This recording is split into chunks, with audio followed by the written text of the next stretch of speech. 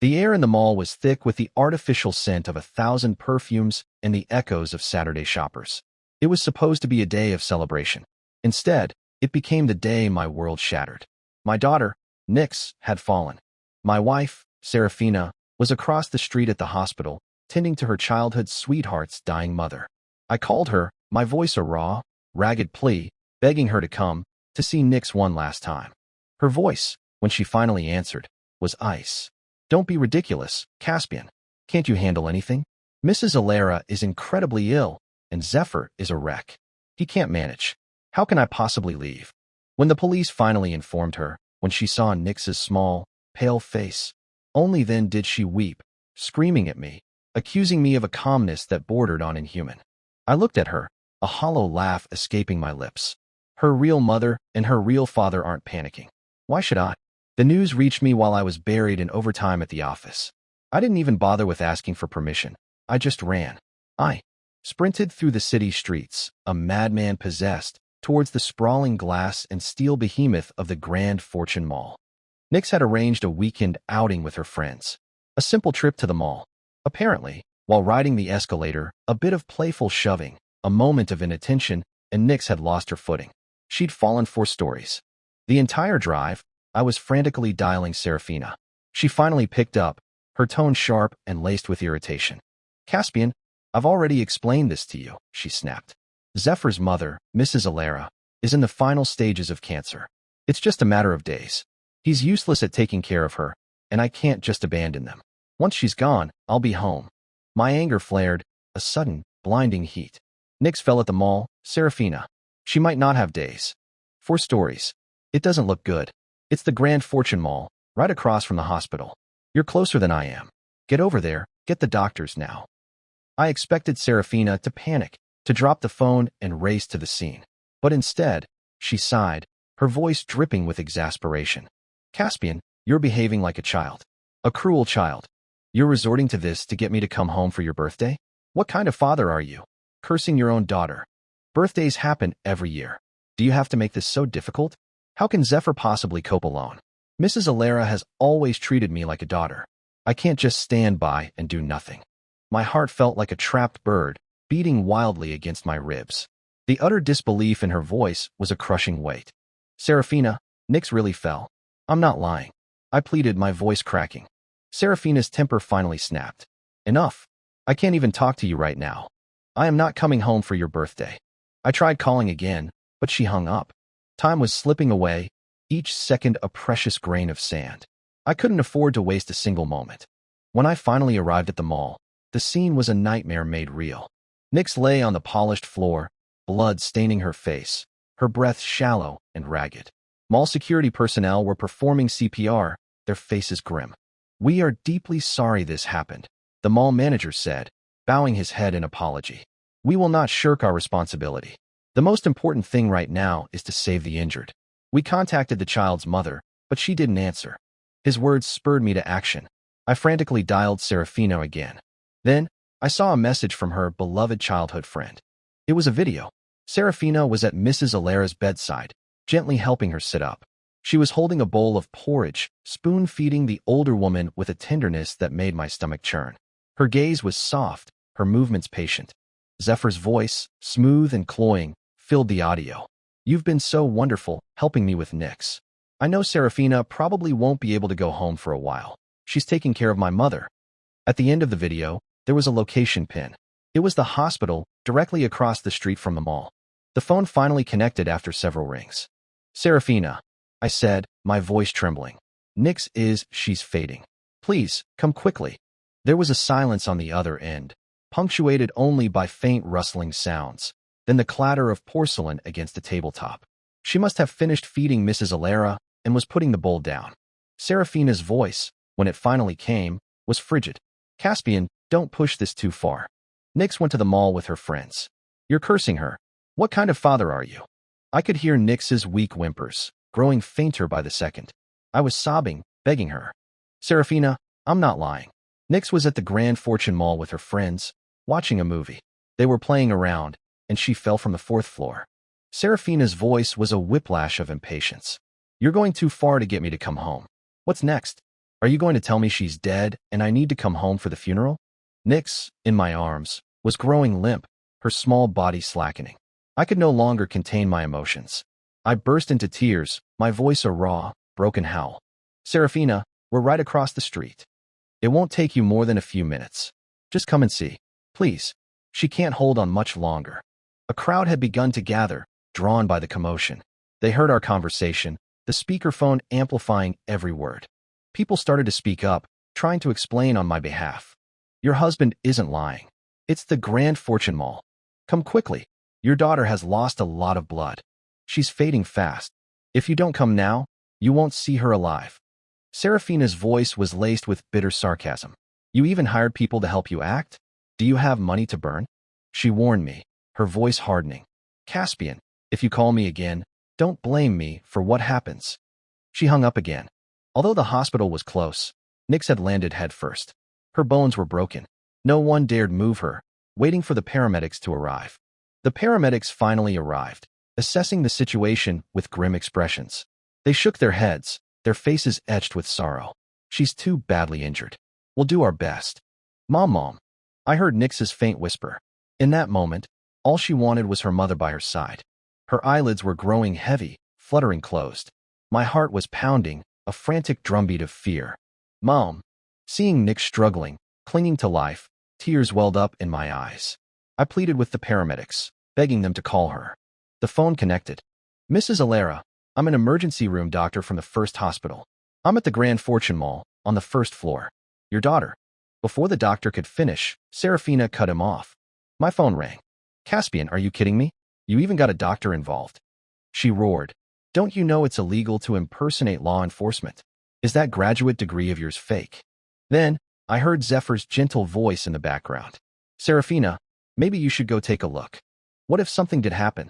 Seraphina's mocking voice came through the speakerphone. What could possibly happen to her? It's just Caspian being petty. He can't stand me being at the hospital, taking care of Mrs. Alera. And how convenient that this accident happened right across from the hospital. He's just trying to manipulate me into coming home for his birthday. Her voice suddenly turned sharp. Nothing is more important than Mrs. Alera. I, in my despair, continued my explication. Nix is gravely wounded. The medic said the situation is unoptimistic. She probably won't survive until the ambulance. Her voice cut mine ruthlessly. Even if my daughter dies today, I won't go back. The gazes of the onlookers were full of pity for me. What kind of mother jokes about the life or death of their child? What kind of mom is this? Not worthy of motherhood, scum. The husband begged doctors and the police to phone you. What were you doing? For your daughter, it's a tragedy to have a mother like you. Hearing Seraphina's attitude, all I could do was to cradle my bloody daughter in my arms, desperately trying to record a video of the scene. But she had blocked me. The message failed to send. I couldn't understand why Seraphina didn't believe me. The monitor released a long, continuous beep. On the screen, the waveform changed to flat line. Nick's eyelids dropped heavily. The little hand, which I had clasped, fell limply. The medics shook their head. Please, accept our condolences. I knelt with thud in front of the medics. She is still waiting for her mother. Please, don't give up. My daughter's hand is still warm. She is not dead. Doctor, please try again. The doctor's face darkened. The victim's pupils are dilated. There is no point in more resuscitations. The nurses were packing to leave. I stopped them pulling out the equipment, firmly grasping the doctor's hand. Doctor, my daughter was still talking earlier. She is fighting. Please, have another look. The doctor didn't refuse. However, out of respect for the departed, there was no further resuscitation. I broke into sobs. With only a thread of hope, I kowtowed to the doctor, begging him. I kept kowtowing until my forehead was bleeding, staining the ground. Although the doctor was accustomed to seeing life and death, seeing a grown man crying like a baby, his eyes turned red, and helped me up. Please contact the child's mother to see her for the last time. Let the kid rest in peace, as soon as possible. The doctors and nurses left. Daughter, you still haven't seen your mother. Don't leave Daddy. Don't leave Mommy. I held Nix in the mall lobby, crying my heart out. Infected by my grief, many people around were quietly wiping their tears. The sound of police sirens approached. The police arrived. After a quick initial assessment of the situation, they asked me to notify my wife. I cried, knocking my head on the ground repeatedly. Officers, please, help me contact the child's mother. She won't answer my calls. The officers quickly helped me up and promised to contact the child's mother immediately. They tried a personal number. She didn't answer. They switched to an official number. She finally picked up. Seraphina, your daughter. Before the officer could finish, Seraphina exploded. She roared. Caspian put you up to this, didn't he? Put Caspian on the phone. I want to talk to him. The officer frowned, his voice already tinged with anger. Seraphina, I am an officer from the 3rd precinct. Your daughter's fall is real. Please come to the scene immediately. Seraphina was convinced I was lying to her, refusing to listen. Seeing that I wasn't answering the phone, she started shouting my name. How long are you going to keep this up? How can you be so cruel? You're cursing your own daughter to get me to come home. You don't deserve to be a father. The officer couldn't take it anymore and raised his voice sharply. Seraphina, please recognize this official number. Your husband is not lying to you. Your daughter died half an hour ago from a fall. Seraphina, in her rage, lost all reason. Shut up. How much did Caspian pay you? I'll give you 10 times that to shut him up. He used the same trick a few days ago to get me home. How many times are you going to play the boy who cried wolf game? Seraphina became angrier and angrier, her voice a scream by the end. A few days ago, Nix had a fever. It happened to be Zephyr's birthday.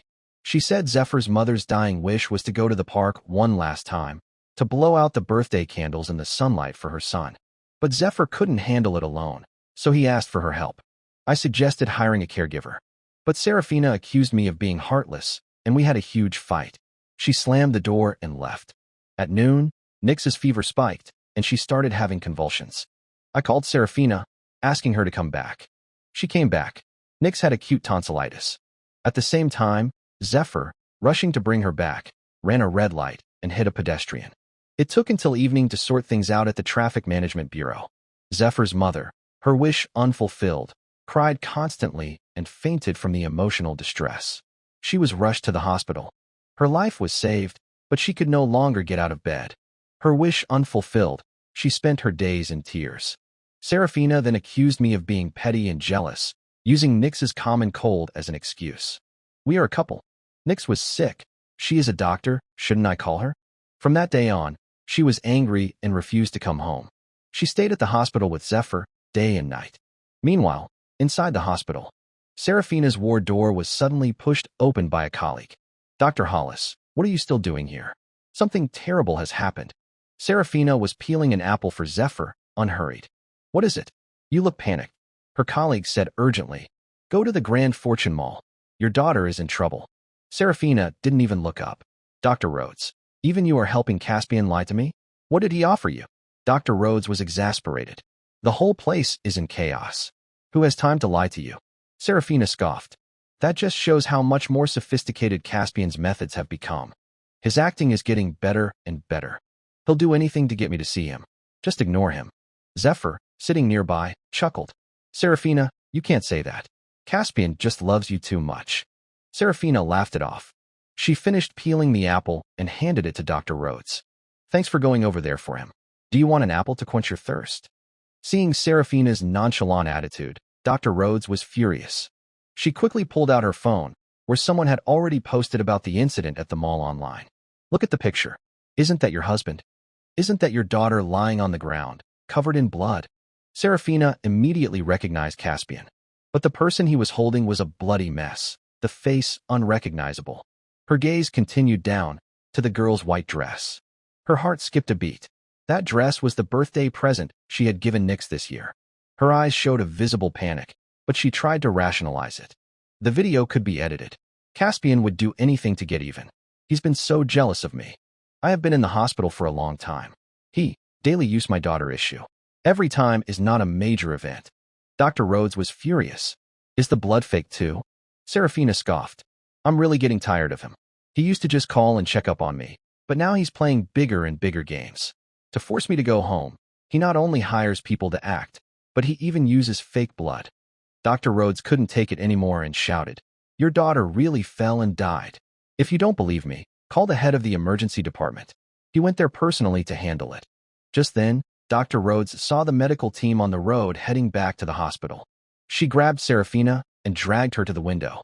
Look, isn't that Dr. Lee from the emergency department? Seraphina was starting to believe. Her legs were trembling slightly. Dr. Rhodes continued urgently. Do you think Dr. Lee has time to act with your husband? Are the blood on his and the nurse's gloves fake too? Seraphina felt a wave of dizziness wash over her. When Seraphina arrived, the funeral home had also arrived. They were covering Nix with a white sheet. Seraphina pushed the funeral home staff aside and held Nix, crying hysterically. My daughter. She knelt on the ground, cradling Nix in her arms, afraid she would disappear. The onlookers, indignant, pointed fingers at her. Where were you earlier?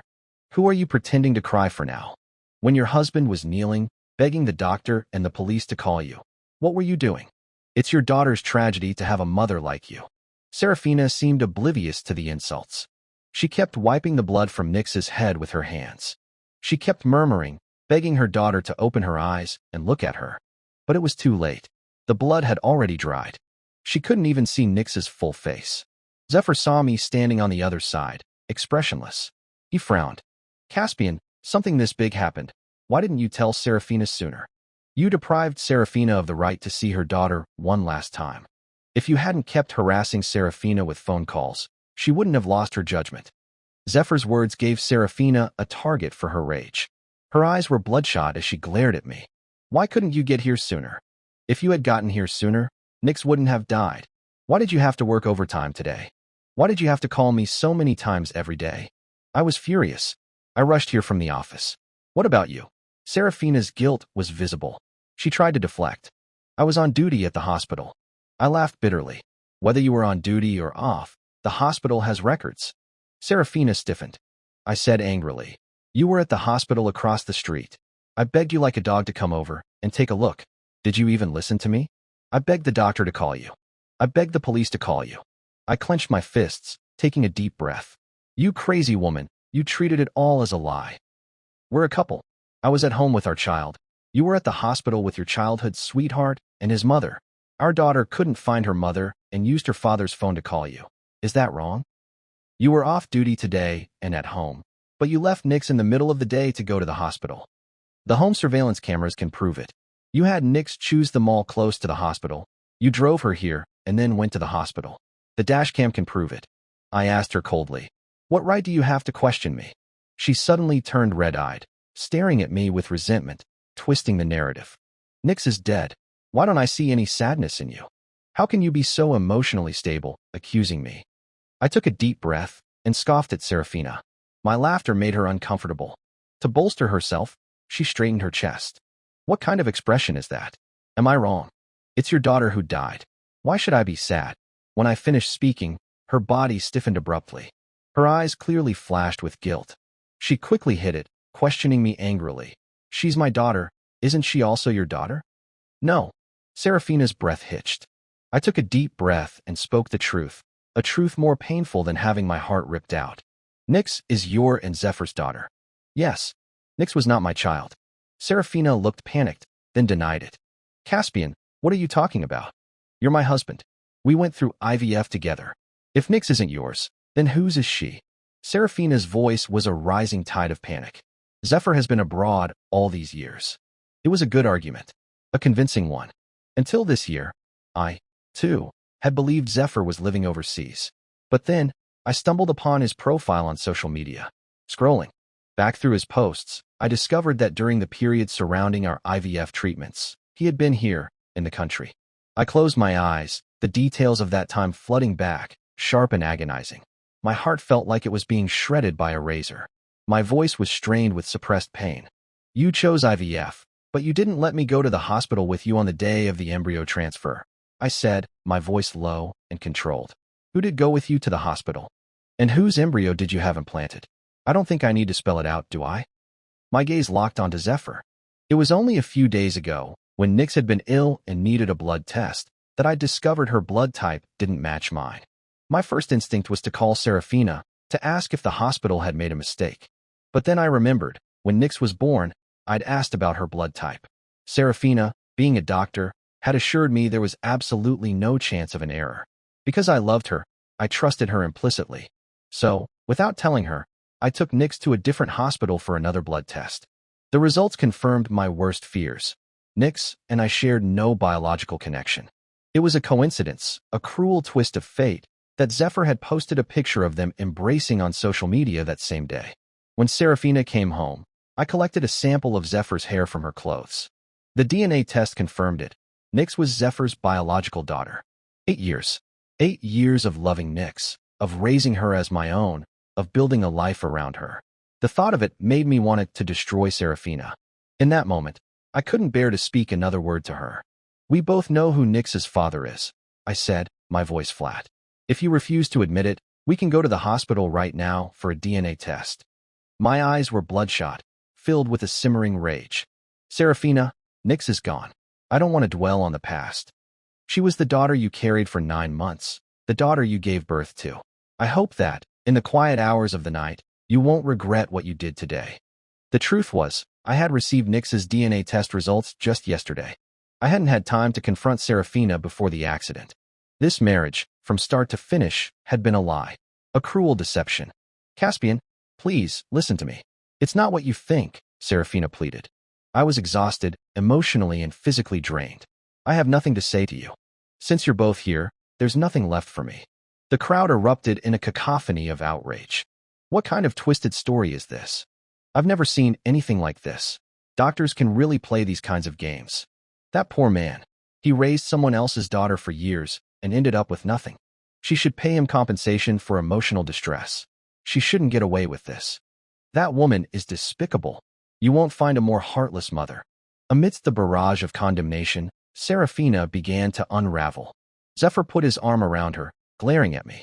Is this what you wanted? Seraphina, and I simply used advanced technology. She didn't betray you. He knew that any further attempts at denial would only provoke me into demanding immediate proof. So he conceded. The child called you dad for 8 years. You didn't lose anything. His casual words ignited a firestorm within me. My blood felt like it was boiling. Are you human? I lunged at Zephyr, fists clenched. You worthless piece of trash. You father a child, and then abandon your responsibility. What kind of man are you? Stop it, Seraphina cried, stepping between us. Suddenly, her vision blurred, and she collapsed. Seraphina was stunned. Our daughter just passed away, and isn't buried. And you are abandoning me, divorcing me? I scoffed because of her anger. It was you who betrayed me, letting me raise your and Zephyr's child for 8 years. Now you are saying that I betrayed you? I didn't coddle her either. I turned and sent the evidence I collected into the family chat. Seraphina's phone rang. It was her mom. Through the phone, I could hear her mother on the other end, yelling at her, and that she was shameless. At the end of the call, her mother told her to resolve this matter and to not affect the relationship between the two families. In other words, the companies are cooperating, so there can be no divorce. Hanging up the call, Seraphina checked the chat group. Her face became pale. You also posted in the group. She accused me. Caspian, do you want to drive me to death? For 10 years of marriage, I was reluctant to even let Seraphina go into the kitchen once. As a man, I even washed her underwear for her. If she got a minor injury, I would feel heartbroken. But how did she treat me? Who is forcing whom? If you didn't do it, I wouldn't have the chance to force you. We have no property disputes. As long as you sign, we will never see each other again. She stared at me and angrily said, What if I don't sign? Then I will amplify this matter and let everyone see what the daughter of the Alara family, the kind-hearted Dr. Hollis, is like in private. She was shocked. Caspian, you planned all of this long ago, to force me to sign, right? Our 10 years of feelings, after Nyx, the happiness of our family of 3, were all fake. I snapped, and my voice hardened. Don't mention Nyx to me. You don't have the qualifications to mention her to me. Every frame of the past happiness was a lie. I used to think that I was the happiest man in the world. Seraphina destroyed all of my hopes for the future. Seeing my firm attitude, Seraphina's attitude softened again. Caspian, I was wrong, but Zephyr and I really didn't cross the line. I didn't betray you.